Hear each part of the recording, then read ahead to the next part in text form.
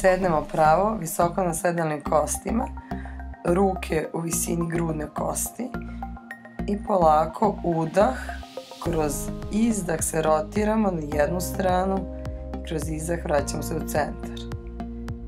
Ponavljamo vežbu naizmenično na jednu i na drugu stranu. Pokret je iz struka, okrećemo se onoliko koliko možemo u struku. Znači glava, odnosno nos, grudna kost ostaju u liniji. Koliko nam je zahtevno, sa pravim nogama, savijemo noge i ponovimo istu vežbu. Savijemo noge za one kojima je teško jer imaju skraćenu zadnju ložu ili vam je možda nezgodno sada u trudnoći da sedite u tom položaju.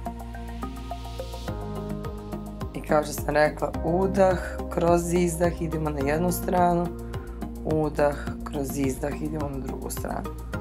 Sedimo pravo, izvučeni skroz pravih leđa.